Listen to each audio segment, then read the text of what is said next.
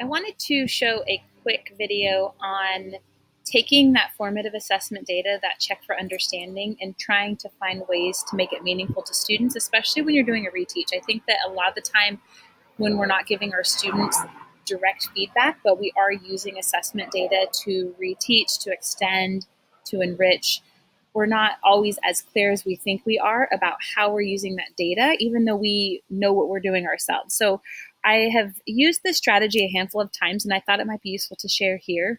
But basically, what I've done is I've taken some formative assessment data. In this case, it's from MathSpace, and I'm looking and noticing that question 7 was a tricky one for the kids. And so I try to figure out, okay, what is it that question was asking the students to do?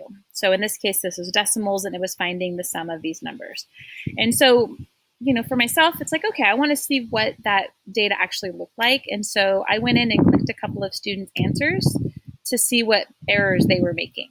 So in this case, the student asked for a hint and did not come up with the answer.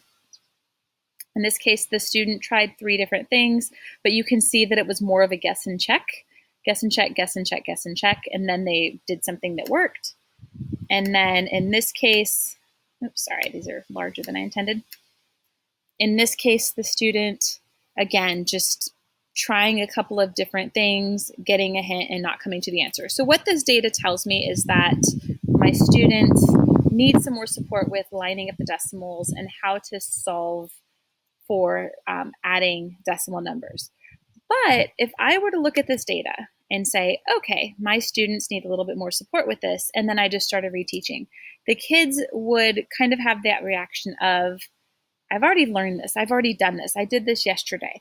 So instead, what we can do as teachers is show the students the answers that you got and have the students figure out where was the mistake in here? What did I think when I saw this data? What does this tell me? And then there may be a little bit more buy-in and understanding when you are doing that reteaching. I pulled some data also from iReady. This is a 6th grade iReady diagnostic report, and I sorted the domain by vocabulary to show the students, or to show myself, okay, so what do I need to do with vocabulary? Well, I have one student that's testing well above, so I'm going to find some enrichment activities for that student. I have about 5, 6 students that are right at grade level, so I'm going to maybe enrich them as much as I can as well. But when I scroll down, I can show my students this data. I'm in a PDF in preview, and I just went tools, annotate, rectangle, and I just put a rectangle over their names so that it's anonymous and it's private to the students. But I can go in and show them a report similar to this and just say, look, like a lot of us, these yellows and these reds tell me that I need to support you more explicitly in learning vocabulary. And that is why we're doing this particular activity. So again, just making it transparent as to how we're choosing the activities we're choosing and why. And then I have one more tool here. If you're using Pear Deck, the same thing. We can do a formative assessment, a check for understanding, an exit ticket, and then we can actually, in Pear Deck, share those answers with the students anonymously so we can see the answers that the students have given and start that conversation. We can say, okay, this first student, are there any misconceptions? Are there any areas where the student could have been more explicit?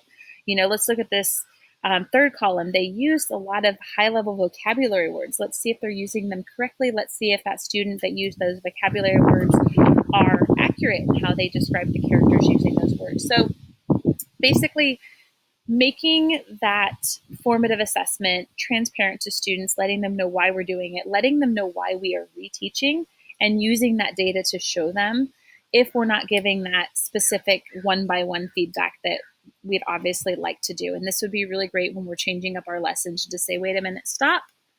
Boys and girls, I just looked at question 7 and I'm noticing that a lot of you are not understanding. I'm going to reteach right now. And just giving you some ideas for how we might use formative assessment and check for understanding in a more data-driven way and letting our students know why. Hope this helps and have an awesome day.